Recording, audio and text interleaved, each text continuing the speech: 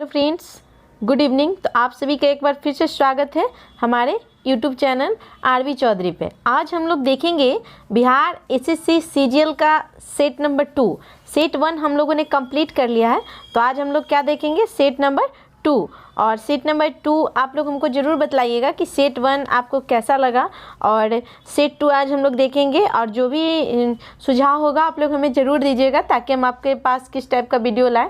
और मैथ और रीजनिंग जो है वो हम आपको एक बार करवाएंगे, इसलिए अभी आपका जो है सिर्फ जीके चल रहा है। और मैथ और रीजनिंग बता दें कि बिल्कुल आसान है, बहुत आसान है। परसेंटेज, काम, टाइम एंड वर्क से क्वेश्चन से, फिर आपका जो भी चैप्टर है मैथ में बिल्कुल ईजी है, तो आप बना लीजिएगा। इसलिए जीके जो होता है वो हम लोग देखते हैं और मारते हैं, और इसमें इंपॉर्टेंट रोल जो है वो जीके जीएस से निभा रहा है, और करंट अफेयर्स।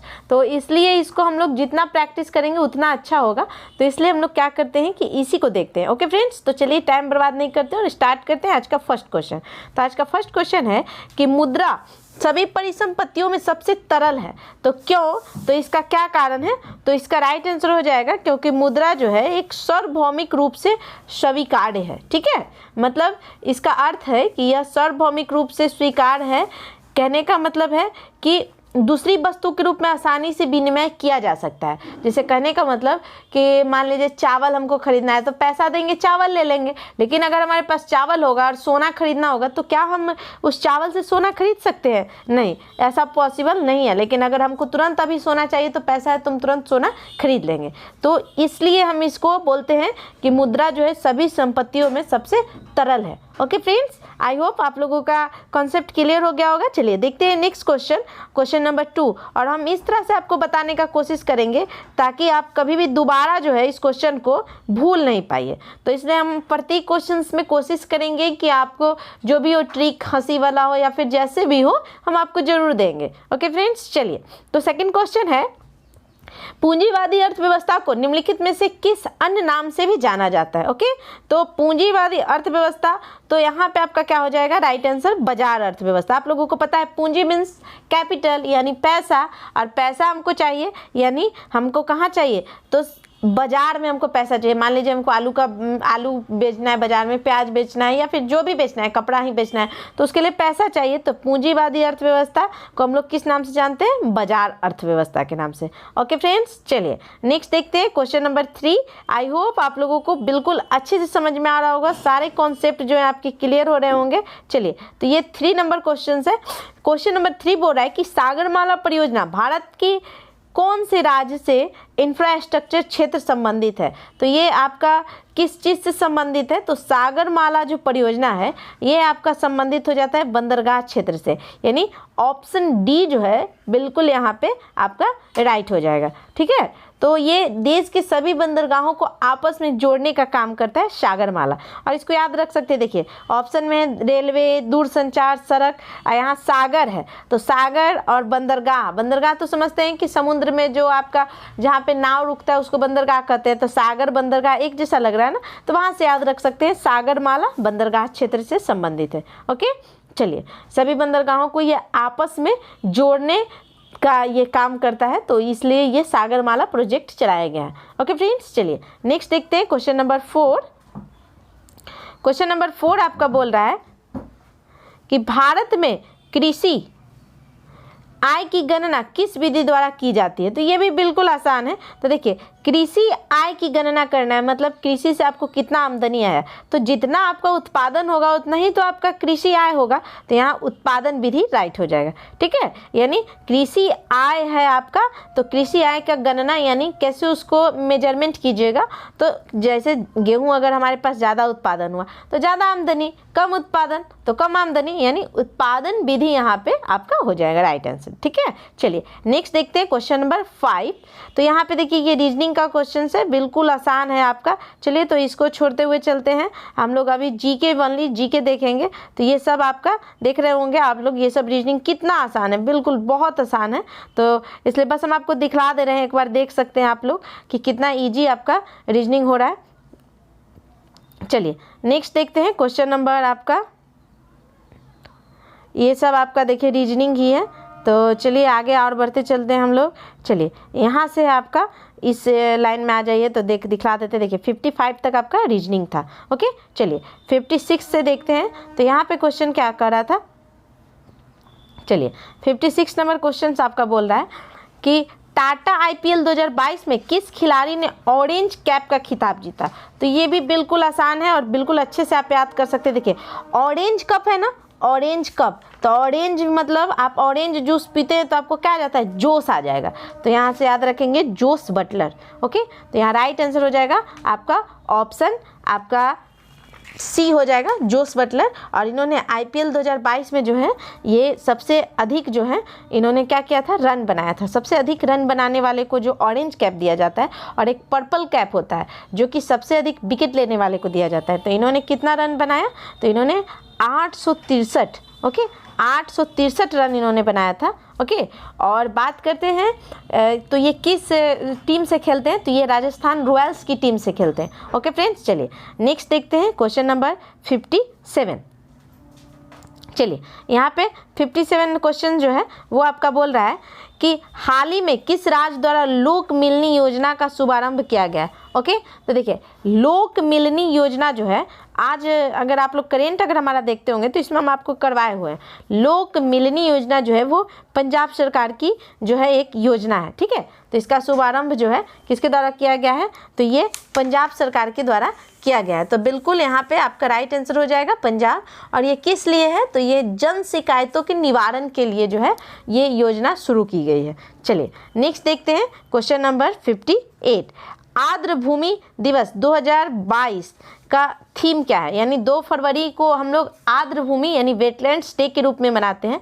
तो इसका थीम क्या हो जाएगा, तो इसका राइट आंसर आपका हो जाएगा option C, wetland action for people and nature. Okay, देखिए वेटलैंड यानी आर्द्र भूमि से है और नेचर यानी प्रकृति से संबंधित। ठीक है, तो यहाँ पे राइट आंसर हो जाएगा ऑप्शन सी। ओके फ्रेंड्स, फिर देखते हैं क्वेश्चन नंबर 59। क्वेश्चन नंबर 59 है कि उबर कप 2022 की विजेता कौन सा देश रहा है। तो यहाँ देखिए यहाँ पे आपका राइट आंसर क्या हो जाएगा, तो यहाँ पे आपका उबर कप जो है इसका विजेता जो है वो आपका कौन सा देश हुआ है, तो दक्षिण कोरिया यहाँ पे उसका विजेता है। और बात करते हैं, अब क्वेश्चन विजेता नहीं पूछता है, अब क्वेश्चन जो है घुमा के पूछता है और वो पूछता है आपका उप विजेता। ओके फ्रेंड्स, तो यहाँ पे आपका उप विजेता जो है वो आपका चाइना हो जाएगा, यानी चीन को हरा के दक्षिण कोरिया ने ये दूसरी बार वो खिताब उबेर कप का जीता है। ठीक है, चलिए उबर कप आपका चीन के द्वारा जीता गया है। ओके, चलिए नेक्स्ट देखते हैं क्वेश्चन नंबर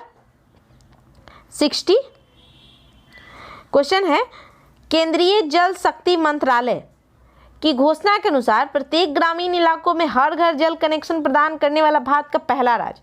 यहाँ देखिए प्रत्येक ग्रामीण इलाकों में हर घर जल प्रदान करने वाला जो पहला राज्य है वो आपका है गोवा। तो कैसे याद रखेंगे, देखिए ग्रामीण इलाका में आपको जल प्रदान करना है, तो ग फॉर ग्रामीण, ग फॉर गोवा, याद रखिएगा, याद रहेगा। ओके फ्रेंड्स, चलिए नेक्स्ट देखते हैं क्वेश्चन नंबर 61 है कि हसन शेख जो है महमूद किस देश के नए राष्ट्रपति चुने गए हैं। ओके, तो यहाँ पे आपका राइट आंसर क्या हो जाएगा, तो ये चुने गए हैं सोमालिया के।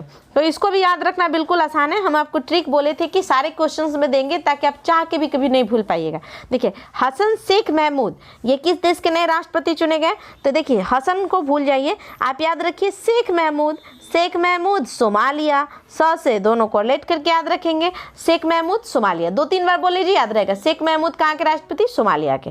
ओके फ्रेंड्स, चलिए नेक्स्ट देखते हैं 62 क्या बोल रहा है कि जल जीवन मिशन के तहत हर घर में नल से जल पहुंचाने का लक्ष्य रखा गया है। तो ये कब तक रखा गया है, तो यहाँ पे राइट आंसर क्या हो जाएगा, 2024-25 तक। ठीक है, ये आपका जल जीवन मिशन की शुरुआत जो है वो की गई है 15 अगस्त आपका 15 अगस्त 2020 मतलब 2019। ठीक है, तो ये शुरुआत की गई और इसका जो है नल से पेयजल की आपूर्ति की जाएगी प्रत्येक परिवार को 2024-25 तक। चलिए नेक्स्ट है 63 कि किस देश में विश्व का सबसे बड़ा सौर वृक्ष विकसित करने का कीर्तिमान बनाया है। तो जो लोग भी मेरा करेंट देखते होंगे उन लोगों को तो प्रॉब्लम नहीं होगा, यहाँ पे आपका राइट आंसर हो जाएगा इंडिया। अब बात करते हैं कि भारत में कहाँ, तो भारत में आपका वेस्ट बंगाल में एक जगह पड़ता है दुर्गापुर, वहाँ पे सबसे बड़ा सोलर ट्री यानी सौर वृक्ष स्थापित किया गया है। ओके और ये जो है विज्ञान और प्रौद्योगिकी मंत्रालय के द्वारा ये विकसित किया जा रहा है। और इससे क्या होगा, तो इससे इस सोलर ट्री से 11.5 जो है 11.5 किलोवाट बिजली जो है हम लोग उत्पन्न करेंगे। याद रखिएगा ये आपका बिल्कुल VVI हो जाएगा 11.5 किलोवाट और ये वेस्ट बंगाल में है। चलिए नेक्स्ट देखते हैं क्वेश्चन नंबर 64। क्वेश्चन है कि सितंबर 2021 को जारी वैश्विक नवाचार सूचकांक में भारत किस स्थान पे है। तो इसमें जो है भारत जो है कौन से स्थान पे है, तो भारत का इसमें स्थान रहा है 46वां, यानी ऑप्शन बी बिल्कुल सही है। ओके फ्रेंड्स, चलिए नेक्स्ट देखते हैं क्वेश्चन नंबर 65। 65 है कि भारत में कब तक औसत अनुमानित आयु 70 वर्ष करने का लक्ष्य रखा गया है। तो देखिए औसत अनुमानित आयु जो है वो आपका 2025 तक जो है वो किया गया है कि ये आप लोगों का जो जन्म हो 2025 तक, तो औसत अनुमानित आयु जो है वो 67.5 से लेकर 70 वर्ष तक करने का लक्ष्य जो है ये राष्ट्रीय स्वास्थ्य नीति में रखा गया। ठीक है, चलिए नेक्स्ट देखते हैं क्वेश्चन नंबर 66। प्रतिचुंबकीय पदार्थ की चुंबकीय प्रकृति होती है। तो यहाँ देखिए प्रतिचुंबकीय पदार्थ की चुंबकीय प्रकृति जो होगी वो आपकी ऋणात्मक होगी। अब बात करते हैं कि प्रतिचुंबकीय पदार्थ जो है वो आप किसको बोलेंगे, तो यहाँ पे आपका क्या हो जाएगा, प्रतिचुंबकीय पदार्थ उसको बोलते हैं जो चुंबकीय क्षेत्र में रखने पर उसके क्षेत्र के विपरीत दिशा में चुंबकित होता है। जैसे एग्जाम्पल हो गया आपका जस्ता, बिस्मथ, तांबा, चांदी, सोना, हीरा, ये सब आपका प्रतिचुंबकीय हो गया। ओके फ्रेंड्स, चलिए तो ये क्या होता है, इसको जब आप चुंबकीय प्रकृति कैसी होगी तो ये ऋणात्मक हो जाएगी, क्योंकि ये चुंबकीय क्षेत्र में जैसे ही रखिएगा तो कहाँ विपरीत दिशा में चुंबकित होता है। ठीक है, तो इस तरह से आप लोग याद रख सकते हैं। चलिए नेक्स्ट है क्वेश्चन नंबर 67। क्वेश्चन है कि निम्नलिखित में से किसका अपवर्तनांक सबसे अधिक है। ओके तो यहाँ पे अपवर्तनांक सबसे अधिक किसका है, तो यहाँ पे आपका राइट आंसर क्या हो जाएगा, यहाँ पे आपका राइट आंसर हो जाएगा कार्बन डाइसल्फाइड। ओके इसका अपवर्तनांक जो है सबसे अधिक हो जाएगा। देखिए अपवर्तनांक का कोई भी बीमा नहीं होता है। ठीक है, और अपवर्तनांक जो होता है कि माध्यम का अपवर्तनांक जितना अधिक होगा माध्यम में प्रकाश की चाल उतना ही कम होगी, जिसका अपवर्तनांक अधिक प्रकाश की चाल कम। ओके तो कार्बन डाइसल्फाइड का अपवर्तनांक जो होता है याद रख लीजिए 1.628 होता है। ओके हम लोग वाटर का याद रखते हैं हमेशा, जल का होता है 1.33 अपवर्तनांक। अब फिर बात करते हैं यहाँ पे आपका बेंजीन दिया हुआ है तो ये होता है आपका 1.501 और कांच का अगर बात करें तो ये होता है 1.52। तो यहाँ सबसे अधिक अपवर्तनांक पूछ रहा था तो किसका हो गया, कार्बन डाइसल्फाइड का। ओके फ्रेंड्स, चलिए नेक्स्ट देखते हैं क्वेश्चन नंबर 68। किसी चालक तार का प्रतिरोध तापमान के बढ़ने से डैश, तो तापमान को जब बढ़ाइएगा तो किसी चालक तार का प्रतिरोध क्या होगा, तो ऑप्शन है बढ़ता है घटता है। तो यहाँ पे राइट आंसर क्या हो जाएगा, तो ये आपका बढ़ता है, क्योंकि आपको हम बताए थे प्रतिरोध वाले में आप लोग पढ़े होंगे कि ρ/L/A। तो यहाँ पे ये जो है ताप पे डिपेंड करता है, अगर ताप बढ़ेगा और पदार्थ की प्रकृति पे भी डिपेंड करता है, तो दो चीज़ पे तो डिपेंड ही करता है, आपका पदार्थ की प्रकृति और एक होता है आपका ये ताप पे। तो आपका ताप बढ़ेगा तो आपका क्या हो जाएगा, प्रतिरोध भी बढ़ेगा। ओके चलिए नेक्स्ट देखते हैं। पायरोमीटर को मापने में प्रयोग लाया जाता है, तो पायरोमीटर को जब मापते हैं तो किसका यूज करते हैं, तो यहाँ पे आपका राइट आंसर क्या हो जाएगा, उच्च तापमान को मापने में। उच्च तापमान करने का मतलब किसको कहते हैं, तो ये 800 डिग्री सेल्सियस जो होता है ना, 800 डिग्री सेल्सियस, इससे अधिक तापमान को मापते हैं। इससे सूर्य का तापमान भी मापा जाता है, क्योंकि सूर्य का तो तापमान आप लोग जानते हैं 6 डिग्री सेल्सियस होता है, तो इसलिए हम लोग पायरोमीटर का यूज करते हैं सूर्य के तापमान को मापने के लिए। ओके फ्रेंड्स, चलिए नेक्स्ट देखते हैं क्वेश्चन नंबर 70।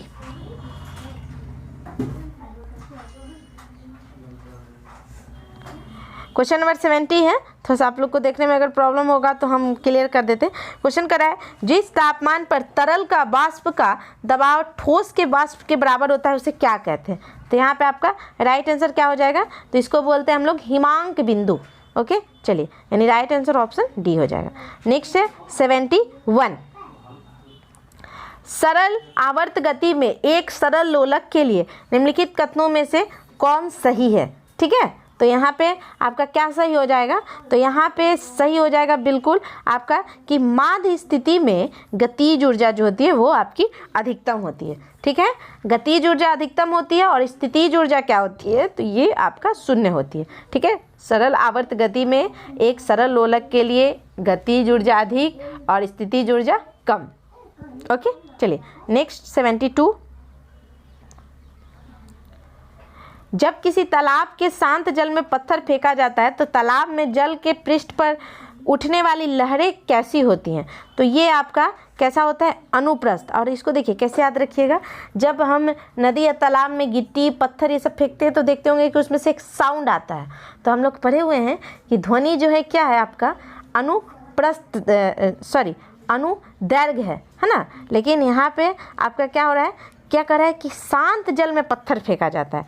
देखिए यहाँ पे हम गलत कर दिए हैं, ठीक, यहाँ पे राइट आंसर ऑप्शन बी होगा। और देखिए ट्रिक बता रहे हैं पहले, देखिए शांत जल है ना, शांत जल में जब पत्थर फेंका जाता है तो तालाब में जल के पृष्ठ पर उठने वाली लहरें, तो हम याद रखेंगे शांत का बात हो रहा है। तो जब शांत का बात होगा तो इसमें क्या होगा? तो जैसे ही पत्थर फेंकेंगे तो उसमें ध्वनि हम लोग सोच के मान के चलते, इमेजिन कीजिए कि ध्वनि जो है नहीं आ रही है। ऐसा हम लोग जानते हैं ध्वनि अनुदैर्घ्य है और यहाँ पे क्या है? जस्ट अपोजिट है, यानी ये अनुप्रस्थ की तरह काम करता है। ओके फ्रेंड्स, चलिए नेक्स्ट है क्वेश्चन नंबर 73, निकट दृष्टि दोष के संबंध में कौन सा कथन आपका गलत है? ये आपको बताना है। तो यहाँ पे आपका क्या हो जाएगा? तो ये बोल रहा है प्रतिबिंब को रेटिना पर बनना, तो रेटिना पे प्रतिबिंब बनता है तो ये तो बिल्कुल सही है। तब अब सही वाला याद कर लेते हैं कि निकट दृष्टि दोष आप ये आपका क्या बोल रहा है, कौन गलत है? तो इसमें देख लेते हैं क्या क्या होगा। तो देखिए जो निकट दृष्टि दोष होता है उसमें नेत्र लेंस की मोटाई बढ़ जाती है, तो ये आपका बिल्कुल सही है। नेत्र लेंस की मोटाई जो होती है बढ़ जाती है तो हम बोलते हैं कि हमको क्या हो गया? निकट दृष्टि दोष हो गया।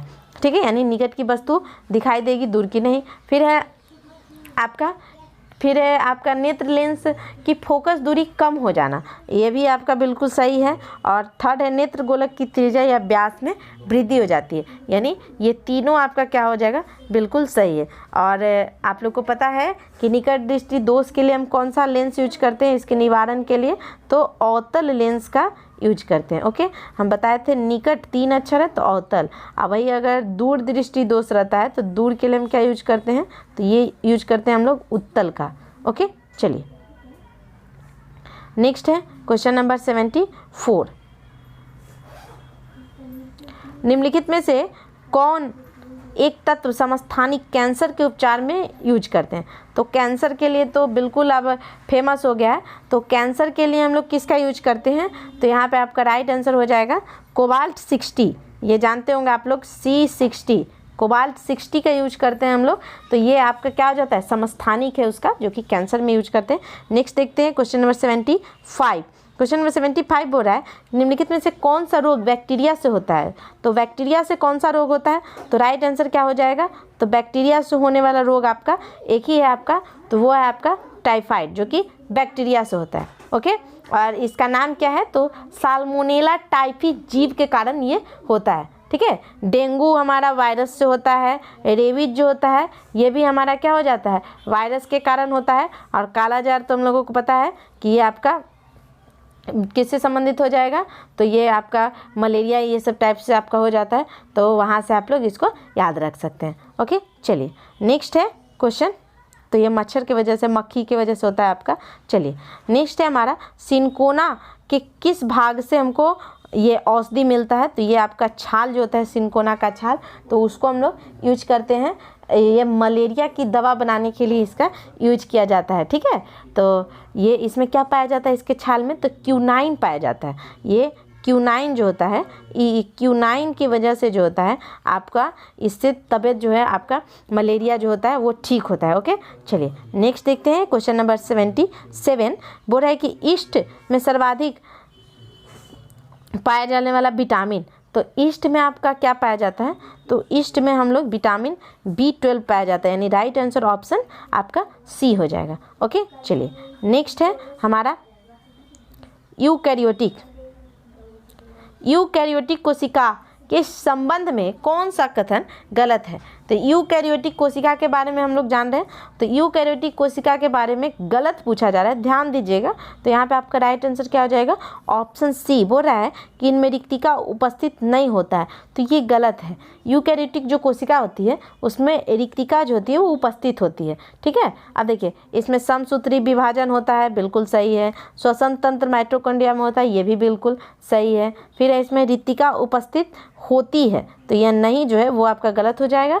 उसके बाद फिर है आपका इसमें 80 प्रकार के राइबोसोम होते हैं, ये भी सही है। और इनमें एक अधिक गुणसूत्र पाए जाते हैं, ठीक है। इसमें एक से अधिक गुणसूत्र भी पाया जाता है। देखिए समसूत्री कोशिका विभाजन तो होता ही है, लेकिन एक से अधिक गुणसूत्र पाए जाते हैं और ये लैंगिक जनन करते हैं, ठीक है। यूकैरियोटिक है तो लैंगिक जनन करते हैं, ठीक है। और प्रोकैरियोटिक जो होते हैं वो आपका लैंगिक जनन नहीं करते हैं। ओके फ्रेंड्स, चलिए 79 देखते हैं। 79 क्वेश्चन है आपका, दिख रहा होगा आप लोगों को। चलिए 79 नंबर क्वेश्चन बोल रहा है कि हमारे शरीर में त्वचा की सतह के नीचे मौजूद वसा किसके विरुद्ध अवरोधक का कार्य करती है। तो यहाँ पे बिल्कुल आपका राइट आंसर क्या हो जाएगा, तो शरीर से उष्मा की क्षति, यानी ऑप्शन ए बिल्कुल सही है। देखिए क्या कर रहा है, त्वचा के नीचे मौजूद वसा किसके विरुद्ध अवरोधक का काम करती है, तो ये उष्मा से जो क्षति होता है उसके विरुद्ध अवरोधक का काम करती है। तो यहाँ से याद रखिएगा। चलिए ऐसे भी आप लोग देखते होंगे कि कुछ बसा वाला चीज़ खा लेते हैं तो थोड़ा सा गर्मी गर्मी फील होता है, या ठंडा के दिन में तेल लगा लिए तो गर्मी फील होता है, यानी उससे हमको क्या मिलता है, तो बसा हो गया तेल में, तुम लोग जानते हैं बसा होता है, तो ये उष्मा के क्षति को क्या करेगा, रोकेगा, यानी अवरोधक का काम करेगा। नेक्स्ट है क्वेश्चन नंबर 80।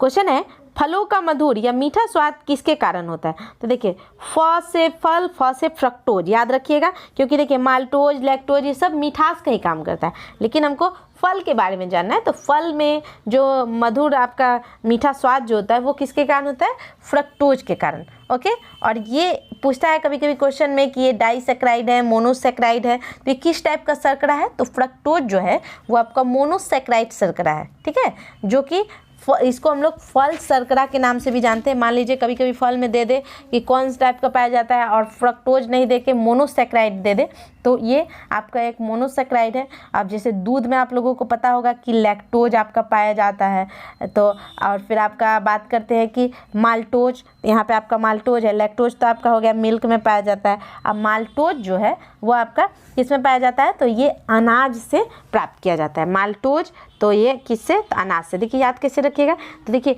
हम लोग गाड़ी वगैरह पे ढोते हैं ना सामान, तो बोलते नहीं माल ढोआ रहा है, गेहूँ ढोना, फिर से चना चावल ये सब ढोते हैं तो उसको क्या बोलते हैं, माल ढोना। तो वहाँ से याद रखिएगा माल्टोज। और देखिए यहाँ पे आपका क्या करा है, लैक्टोज, तो लैक्टोज लैक्टिक एसिड, दूध दही, तो याद रहेगा, ये तो बिल्कुल फेमस है। माल्टोज याद रखना बिल्कुल आपके लिए इंपॉर्टेंट होगा, और इससे अच्छा ट्रिक आपको कहीं नहीं मिल सकता है कि अनाज ढोना है, अनाज को हम लोग क्या बोलते हैं, माल बोलते हैं, और अनाज में ही हमको क्या मिलता है, माल्टोज। ओके, आई होप आप लोग अब कभी नहीं भूल पाइएगा। चलिए नेक्स्ट देखते हैं क्वेश्चन नंबर 81। कह रहा है कि निम्नलिखित में से नाइट्रोजन किसका अनिवार्य घटक है। तो यहाँ पे आपका राइट आंसर क्या हो जाएगा, सभी प्रोटीन का। देखिए इसको भी कैसे याद रखेंगे, तो नाइट्रोजन बोल रहा है ना। अब आप लोग जानते होंगे कि हम लोग दलहन की जो खेती करते हैं तो बोलता है कि उसकी गांठ में जो होता है नाइट्रोजन पाया जाता है, आप लोग पढ़े होंगे। तो वहाँ से हम लोग याद रख सकते हैं कि नाइट्रोजन जो होता है, ऐसे हम आपको बता दें कि देखिए नाइट्रोजन का अनिवार्य घटक, तो नाइट्रोजन जो होता है तो ये प्रोटीन है। तो प्रोटीन आपका किस किस से मिल के बना होता है, तो प्रोटीन का यौगिक हो जाता है कार्बन, हाइड्रोजन, ऑक्सीजन और नाइट्रोजन। ओके, तो यहाँ से आप याद रख सकते हैं। तो यहाँ पे राइट आंसर क्या हो जाएगा, सभी प्रोटीन का। ठीक है। और याद रखने के लिए हम आपको ट्रिक दे रहे हैं कि आप लोग पढ़े होंगे बचपन में, सबको ही पढ़ा होगा कि नाइट्रोजन जो होता है आपका राइजोबियम नामक जीवाणु पाया जाता है जो नाइट्रेट में बदल देता है, जो कि आपके दाल के रहर के दाल के गांठों में पाया जाता है। तो इसलिए तो यहाँ से आप लोग याद रख सकते हैं, ठीक है। तो वहाँ से याद रखिएगा प्रोटीन कहाँ दाल में पाया जाता है, दाल में क्या नाइट्रोजन। चलिए तो वहाँ से हम याद रख सकते हैं। नेक्स्ट है क्वेश्चन नंबर 82। क्वेश्चन नंबर 82 क्या बोल रहा है, कौन सा सत्य फल है, आपको सत्य फल बताना है।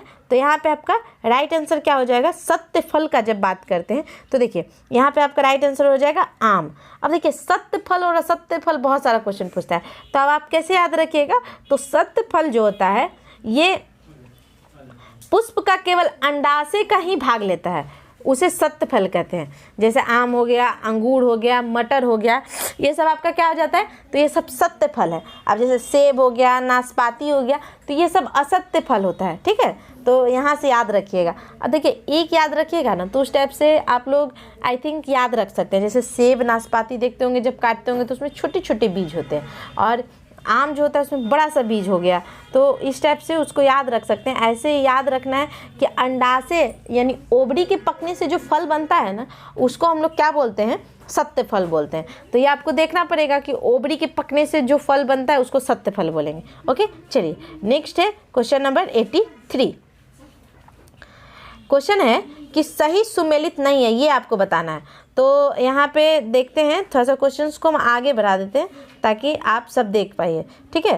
तो देखिए यहाँ पे आपको पहले देख लीजिए, तो यहाँ बोल रहा है लाइसोसोम डी डुबे, इंसुलिन वेंटिंग एवं बेस्ट, रक्त परिसंचरण तो विलियम हॉर्वे, और यहाँ कोशिका सिद्धांत तो ये रॉबर्ट हुक दिया हुआ है। तो यहाँ पे ये गलत है, कोशिका सिद्धांत जो है ये रॉबर्ट हुक ने जो है कोशिका की खोज की थी, ओके। लेकिन कोशिका सिद्धांत जो है वो दिया गया था स्लाइडेन एवं स्वान के द्वारा। तो यहाँ पे आपका राइट आंसर हो जाएगा option A, lysosome D Dubey, ठीक है। इंसुलिन आपका वेंटिंग एवं बेस्ट सही है, और रक्त परिसंचरण तंत्र ये विलियम हॉर्वे भी बिल्कुल राइट है। चलिए तो कोशिका सिद्धांत स्लाइडेन एवं स्वान।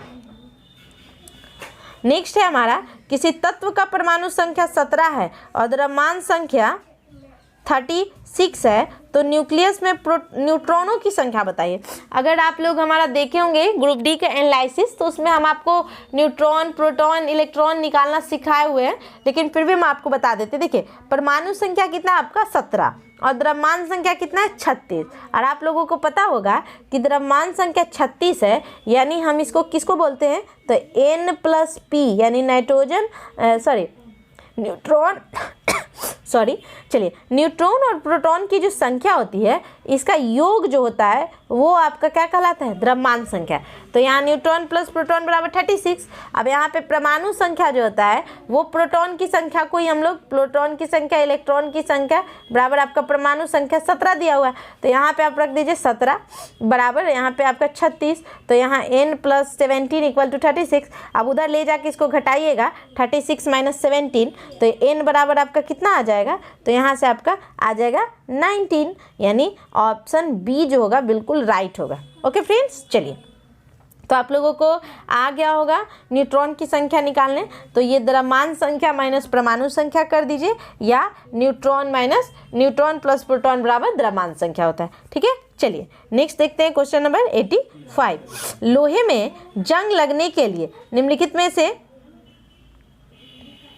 किसकी आवश्यकता होती है। तो देखिए लोहा में जंग जो लगता है तो केवल ऑक्सीजन तथा जल। तो यहाँ पे क्या हो जाएगा, राइट आंसर हो जाएगा ऑप्शन बी, ऑक्सीजन और जल दोनों आपको जरूरी होता है जंग लगने के लिए। जंग तो आप लोगों को पता है लाल और भूरा कलर का होता है, वही लग जाता है। तो ये क्या करता है, ऑक्सीजन तथा जल की उपस्थिति जब होती है ना तो ऑक्सीकरण से अभिक्रिया कर लेता है और उसके बाद लाल और भूरा रंग का परत जम जाता है, जिसको हम लोग कहते हैं कि लोहे पे जंग लग गया। अब क्या बनाता है, तो ये फेरिक ऑक्साइड बना लेता है, यानी Fe2O3 बना लेता है, ठीक है। तो इससे अब क्वेश्चन कभी कभी पूछता है, कभी कभी क्या, ये बहुत ही फेमस क्वेश्चन है कि जंग लगने पर लोहे का भार क्या होता है, तो ये बढ़ जाता है। जब जंग लग जाता है तो पहले बढ़ जाता है फिर कम हो जाता है, जब लगेगा तो उठाइएगा तो भारी हो जाता है, लेकिन कुछ दिन बाद क्या होगा कि आपका पूरा गल जाएगा और कुछ दिन बाद ये हल्का हो जाता है, पहले भारी होता है बाद में आपका घट जाता है। ओके, चलिए नेक्स्ट देखते हैं 86 नंबर। क्वेश्चन नंबर 86 है आपका कि विद्युत चालन करने वाले अधिकांश द्रव अम्लों और क्षारकों डैश का विलयन होते हैं। तो यहाँ पे आपका क्या हो जाएगा, लवण, यानी अम्ल, क्षार और लवण के ये विलयन होते हैं। ओके, जैसे आप लोगों को पता होगा कि यहाँ H2SO4 सल्फ्यूरिक एसिड हो गया, फिर से सोडियम हाइड्रोक्साइड NaOH, और लवण का बात करते हैं तो NaCl। तो ये सब आपका क्या हो जाएगा, विद्युत के चालन में समर्थ करते हैं। ठीक है, तो यहाँ पे अम्ल भी देख लिए, क्षार भी देख लिए और लवण भी देख लिए। चलिए नेक्स्ट देखते हैं क्वेश्चन नंबर 87। ओजोन ऑक्सीजन का एक है, तो ओजोन ऑक्सीजन का क्या हो जाएगा, अपरूप, यानी ओजोन आप लोग जानते होंगे O3 को बोलते हैं, तो ये अपरूप हो जाता है उसका। नेक्स्ट है हमारा क्वेश्चन नंबर 88। निम्नलिखित में से किसका सबसे निम्न यानी कम जो होता है ज्वलन ताप, तो ज्वलन ताप सबसे कम किसका होता है, तो ये होता है आपका पेट्रोल का, यानी ऑप्शन डी बिल्कुल राइट आंसर हो जाएगा। तो देखिए ज्वलन ताप हम लोग किसको बोलते हैं, तो जिस न्यूनतम ताप पर कोई पदार्थ जो है जलना शुरू करता है ना, तो वह न्यूनतम ताप उस पदार्थ का क्या कहलाता है, ज्वलन ताप। ओके, तो यहाँ पे सबसे कम जो होता है आपका देखते हैं पेट्रोल, कागज़ जलाइएगा तो धीरे धीरे जलता है, लेकिन पेट्रोल में जैसे सिलाई मारिए तुरंत पकड़ लिया, तो इसीलिए ये न्यूनतम ताप पे जल गया, इसलिए इसको हम लोग क्या बोलते हैं, ज्वलन ताप। ओके, चलिए नेक्स्ट देखते हैं क्वेश्चन नंबर 89।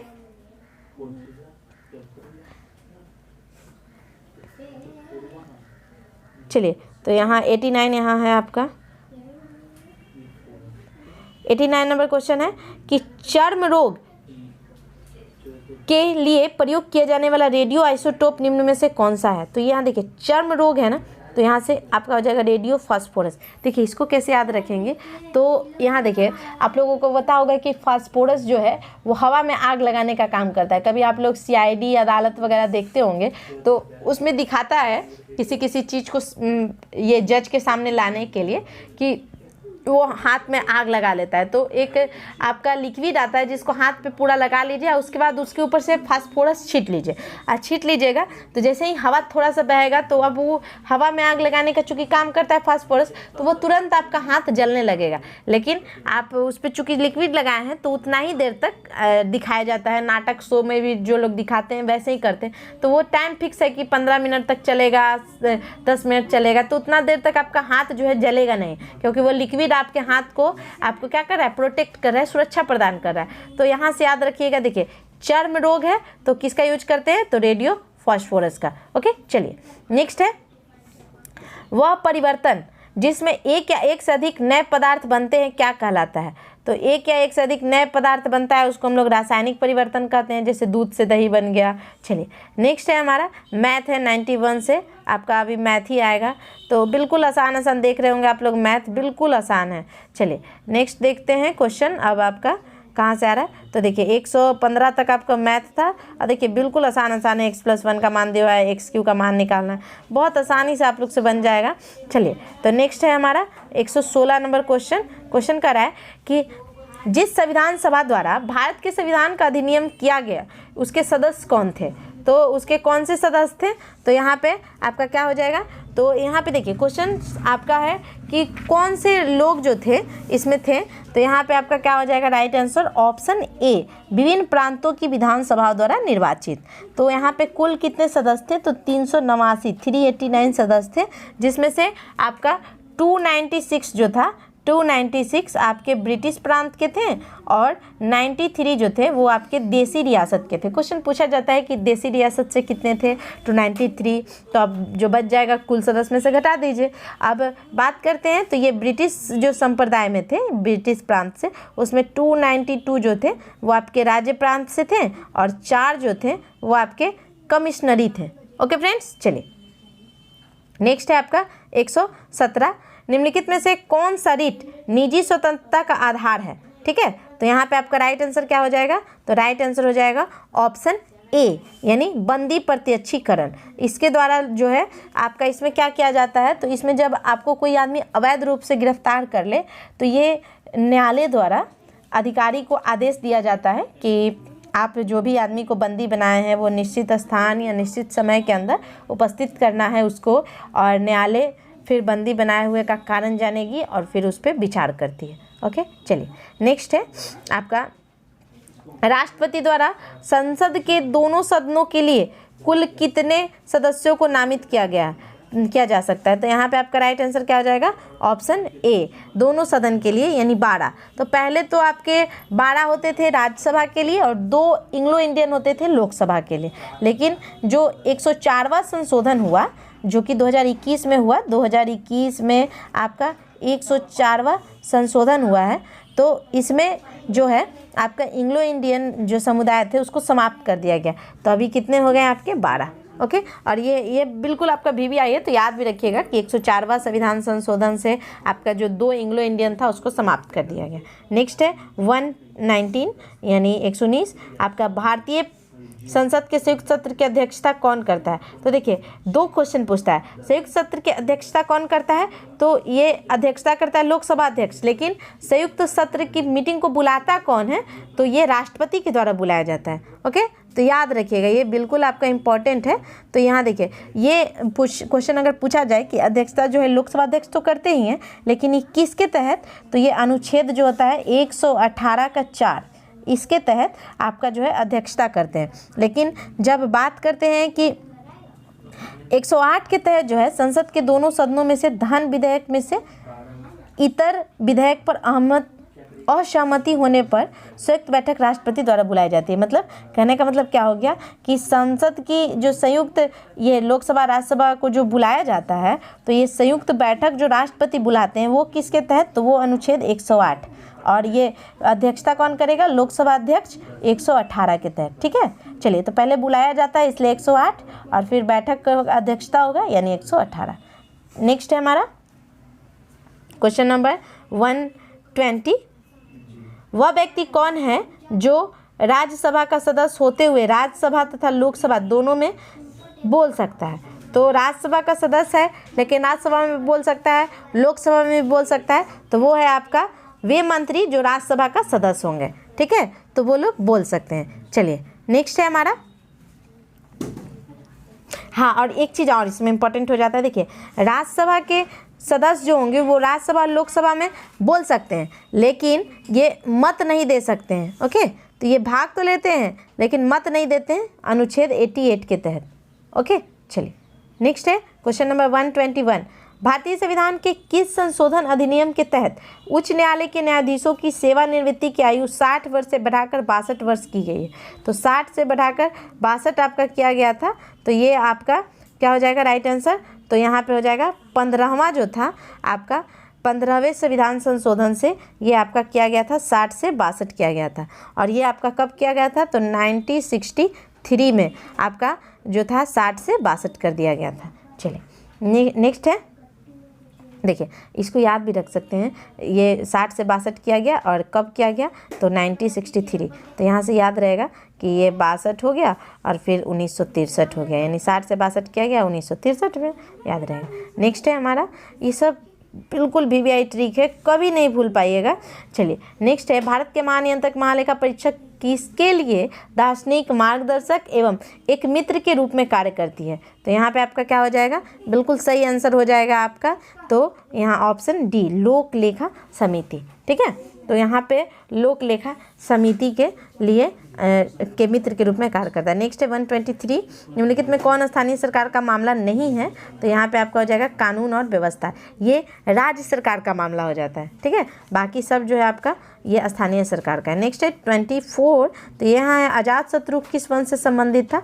तो ये हर्यक वंश से संबंधित था, और ये अपने पिता की हत्या करके, या हर्यक वंश के जो संस्थापक थे बिंबिसार, वो इनके पिता थे, उनको मार के ये गद्दी पे बैठा था, और फिर इसका पुत्र जो था यानी अजात शत्रु, इसका पुत्र जो था वो इसको मार के गद्दी पे बैठा, उसके पुत्र का नाम था उदयन। ठीक है, उदयन इसके पुत्र थे। चलिए नेक्स्ट है, सैंडो क्वार्टर्स की पहचान मौर्य शासक चंद्रगुप्त मौर्य के रूप में किसने किया था? तो ये आपका किया गया था विलियम जोन्स के द्वारा, सैंडो क्वार्टर्स। और देखिए प्लूटक जो थे, प्लूटक और आपके ये क्या कहते हैं, विलियम जोन्स तो आपके हो जाएंगे। तो यहाँ तो राइट आंसर आपका हो जाएगा विलियम जोन्स। और देखिए एरियन और प्लूटक जो है, दो नाम जो दिख रहे हैं, इन्होंने चंद्रगुप्त मौर्य को एंडोकोटर्स बोला था। यहाँ सैंडोकोटर्स है और उन्होंने क्या बोला था, एंडोकोटर्स। ठीक है, ये दोनों के द्वारा बोला गया था। चलिए नेक्स्ट 126, कर्नाट वंश का संस्थापक निम्न में से कौन था? तो ये थे न्यायदेव। ठीक है, चलिए तो देखिए कैसे याद रखेंगे। कर्नाट मतलब करने का मतलब कि बिल्कुल नॉट, बहुत बदमाश, तो बदमाश नान्यदेव। ठीक है, तो नान्यदेव, इसको बोलिए नान्यदेव, सॉरी नान्यदेव जो थे ये थे कर्नाट वंश के संस्थापक। और इन्होंने कर्नाट की राजधानी जो थी कहाँ बनाया था? सिमरावगढ़। ठीक है, सिमरावगढ़ को इन्होंने राजधानी बनाया था। और ये मिथिला का स्वर्ण युग भी कहा जाता है कर्नाट वंश को। ठीक है, चलिए नेक्स्ट है हमारा 127, फिरोज शाह तुगलक द्वारा स्थापित दार उल सफ़ा निम्नलिखित में से किससे संबंधित था? तो ये देखिए दार उल सफ़ा, देखिए दार, तो यहाँ से आपका क्या हो जाएगा राइट आंसर? तो यहाँ पे हो जाएगा आपका, ये था खैराती अस्पताल। देखिए कैसे याद रखेंगे, दार उल सफ़ा, यानी दार से हम लोग बोलते हैं ना, तबीयत खराब हो जाता है तो गांव में बोलता है लोग दवा दारू करवाइए, यानी दार, तो यहाँ से दारू याद रखिए दार से, तो यहाँ अस्पताल था वो। ठीक है, ये फिरोज शाह तुगलक के द्वारा उस समय हॉस्पिटल का नाम था ये। फिर है नेक्स्ट क्वेश्चन नंबर 128, तबकात ए नासरी के लेखक कौन था? तो ये तबकात ए नासरी, तो इनके लेखक थे आपके मिनहाज उस सिराज, यानी ऑप्शन डी बिल्कुल राइट आंसर हो जाएगा। और ये एक ग्रंथ है और इस पुस्तक में देखिएगा तो मोहम्मद गोरी जो थे, तो भारत की विजय यात्रा जो थी उसके बारे में इसमें लिखा गया है। ठीक है, मोहम्मद गोरी के बारे में। तो देखिए तबकात ए नासरी मिनहाज उस सिराज, 3 लीटर का वो भी है, 3 का ये भी है, उस तरह से याद रखिएगा। ठीक है, चलिए नेक्स्ट है 129, दसवंत और बसावन नामक प्रसिद्ध चित्रकार किस मुगल सम्राट के दरबारी थे? तो ये अकबर के थे।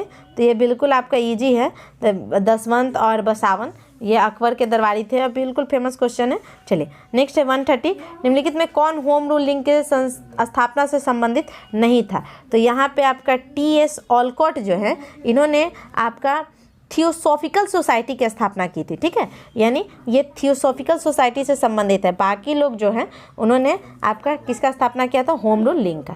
ठीक है, 130 आपका 131 अब देखते हैं क्वेश्चन।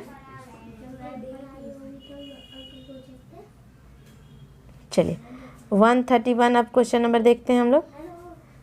जालियांवाला बाग में प्रदर्शन के लिए लोग क्यों जमा हुए थे? ठीक है, तो जालियांवाला बाग में प्रदर्शन के लिए लोग क्यों जमा हुए थे? तो यहाँ पे आपका राइट आंसर हो जाएगा किचलू तथा सत्यपाल के बंदी बनाने के विरोध में प्रदर्शन करने के लिए। ठीक है, चलिए नेक्स्ट है 132, क्वेश्चन बोल रहा है कि निम्नलिखित में से किस आंदोलन की असफलता के बाद स्वराज पार्टी का गठन हुआ? तो यहाँ पे आपका राइट आंसर क्या हो जाएगा? ऑप्शन बी, असहयोग आंदोलन के असफलता के बाद आपका क्या हुआ था? तो ये स्वराज पार्टी का गठन किया गया था। स्वराज पार्टी की गठन जो है किसने किया था? मोतीलाल नेहरू और चित्तरंजन दास। अब मोतीलाल नेहरू जो थे इसके महासचिव थे और चित्तरंजन दास जो थे वो इसके अध्यक्ष थे। ओके, चलिए नेक्स्ट है गांधी इरविन समझौता कब हुआ? तो ये आपका हुआ था 5 मार्च 1931 को। चलिए नेक्स्ट देखते हैं, किस वैज्ञानिक ने सर्वप्रथम खोज की कि पृथ्वी सूर्य के चारों ओर घूमती है? तो यहाँ पे आपका राइट आंसर क्या हो जाएगा? तो यहाँ हो जाएगा आपका कॉपरनिकस, बिल्कुल राइट आंसर हो जाएगा। चलिए, और एक चीज़ और बताया था, तो ये 1000 वर्ष पूर्व भी बता दिया था। तो इन्होंने बताया था, 12 मिहिर का नाम सुने होंगे। इन्होंने बताया था कि जो है आपका चंद्रमा पृथ्वी का चक्कर लगाता है और पृथ्वी सूर्य की परिक्रमा करती है। ओके, चलिए नेक्स्ट है 135, कौन सा सौरमंडल का भाग नहीं है? तो ये सब आपका सौरमंडल का भाग है, एक निहारिका को छोड़ दीजिएगा तो। चलिए नेक्स्ट है 136, दक्षिणी गोलार्ध में सबसे बड़ा दिन कब होता है? तो यहाँ पे आपका राइट आंसर क्या हो जाएगा? तो 22 दिसंबर को दक्षिणी गोलार्ध में सबसे बड़ा दिन होता है। और यहाँ पे आपका, चलिए नेक्स्ट है 137 है, कन्याकुमारी से सटी पहाड़ियाँ निम्नलिखित में से है? तो कन्याकुमारी से सटी पहाड़ियाँ आपका हो जाएगा कार्डमम पहाड़ियाँ, यानी सी बिल्कुल राइट आंसर हो जाएगा। चलिए नेक्स्ट है 138, सतलज तथा काली नदियों के बीच हिमालय के भाग को किस नाम से जाना जाता है? तो यहाँ पे आपका क्या हो जाएगा? कुमाऊं हिमालय। ठीक है, चलिए नेक्स्ट है 139। दक्षिण अमेरिका में मध्य अक्षांशीय घास के मैदान को किस नाम से जाना जाता है? तो यहाँ पे आपका क्या हो जाएगा? राइट आंसर हो जाएगा आपका पंपास। ठीक है, चलिए नेक्स्ट देखते हैं क्वेश्चन नंबर 140। गंगा नदी के किनारे बसा सबसे बड़ा शहर कौन सा है? तो यहाँ पे आपका हो जाएगा कानपुर जो है गंगा नदी के किनारे बसा सबसे बड़ा है। 2 नंबर में पटना है, 3 नंबर में आपका 2 नंबर में पटना, 3 में आपका आता है वाराणसी और 4 नंबर में आपका आता है इलाहाबाद। ठीक है, चलिए अब इलाहाबाद को प्रयागराज के नाम से भी जानते हैं। लास्ट अब 10 क्वेश्चंस आपके बचे हुए, चलिए जल्दी जल्दी कर लेते हैं। 141 आपका प्रवाल भित्ति नहीं पाई जाती है किस क्षेत्र में? ठीक है, तो यहाँ पे आपका राइट आंसर क्या हो जाएगा? कैम्बे की खाड़ी जो है वहाँ पर आपका प्रवाल भित्ति नहीं पाया जाता है। कच्छ की खाड़ी, मन्नार की खाड़ी, मिनी क्वाय द्वीप, लक्षद्वीप, अंडमान निकोबार द्वीप, मलबन क्षेत्रीय सब में आपका प्रवाल भित्ति पाया जाता है। नेक्स्ट है 142। ग्रीन पीस इंटरनेशनल का मुख्यालय कहाँ स्थित है? ठीक है, तो यहाँ पे आपका राइट आंसर क्या हो जाएगा? तो यहाँ हो जाएगा आपका ये नीदरलैंड में है। चलिए नेक्स्ट है 143। पारिस्थितिक तंत्र की संकल्पना किसने प्रस्तावित किया? तो यहाँ पे आपका राइट आंसर क्या हो जाएगा? तो यहाँ हो जाएगा तो यहाँ टॉन्सले के द्वारा। नेक्स्ट, निम्नलिखित में से कौन कृत्रिम पारिस्थितिक तंत्र का उदाहरण है? तो यहाँ पे आपका हो जाएगा धान का खेत, ये आपका कृत्रिम है, बाकी सब आपका नेचुरल है। नेक्स्ट है हमारा एक घास स्थलीय पारिस्थितिक तंत्र के खाद्य श्रृंखला में विभिन्न घटकों का सही क्रम क्या हो जाएगा? तो पहले घास को टिड्डा खाएगा, टिड्डा को सर्प, सर्प को मेढक। चलिए नेक्स्ट है 146। एक पारिस्थितिक तंत्र में ऊर्जा की मात्रा एक पोषण स्तर से अन्य पोषण स्तर में हस्तांतरण के पश्चात क्या प्रभाव पड़ता है? तो ये आपका क्या होता है? तो ये घटती है। ओके, चलिए नेक्स्ट है दक्षिण गंगोत्री निम्नलिखित में से कहाँ स्थित है? ओके, तो यहाँ पे आपका क्या हो जाएगा? Right answer option A Antarctica जो होगा राइट आंसर हो जाएगा। नेक्स्ट है 148। जंतर मंतर का निर्माण किसके द्वारा कराया गया था? तो ये आपका किसके द्वारा कराया गया था? तो ये जय सिंह के द्वारा करवाया गया था और 5 जगह करवाया गया था। ठीक है, और ये जगह है आपका दिल्ली, मथुरा, जयपुर, उज्जैन और वाराणसी। ठीक है, ये ज्योतिष एवं नक्षत्र विज्ञान अनुसंधान हेतु था। ठीक है, नेक्स्ट है 149। भारतीय परमाणु ऊर्जा कार्यक्रम के जनक किसको मानते हैं? तो यहाँ पे आपका हो जाएगा H.J. भाभा को हम लोग जानते हैं, और ये कब किया गया था? तो 1948। याद रखिए पूरा डेट 10 अगस्त 1948 को। नेक्स्ट है हमारा, और ये है 150 और लास्ट क्वेश्चन। भारतीय जनगणना 2011 के अनुसार बिहार राज्य का लिंगानुपात, तो बिहार का लिंगानुपात जो है वो कितना है? तो 918। बिल्कुल यहाँ पे आपका राइट आंसर है। और भारत का बात करते हैं तो इंडिया का है 943। ठीक है, चलिए तो यहाँ से आप लोगों का ये 150 क्वेश्चंस कंप्लीट हुआ। तो फ्रेंड्स आप हमें ज़रूर बतलाइए कि आपको ये सेशन कैसा लगा और हमको किस टाइप का वीडियो और लाना चाहिए, आप हमें ज़रूर बतलाइए। और आई होप आप लोगों को ये सारे कॉन्सेप्ट क्लियर हो गए होंगे। आज के जो भी सेशंस आप लोग देखे होंगे या फिर मेरे करेंट अफेयर्स को भी देखिए, तो उसमें हम बहुत अच्छे अच्छे ट्रिक बताते हैं जिससे आप हमेशा हमेशा के लिए उसको याद रख सकें। ओके फ्रेंड्स, तो आप लोग ज़रूर हमारे चैनल पर न्यू होंगे तो सब्सक्राइब कर लीजिएगा, शेयर कीजिएगा और लाइक ज़रूर कीजिएगा और सपोर्ट ज़रूर कीजिएगा। तो ऐसे भी आप लोग बहुत अच्छा सपोर्ट करते हैं, उसके लिए थैंक यू। तो फिर मिलते हैं नेक्स्ट डे नेक्स्ट वीडियो में, तब तक के लिए थैंक यू।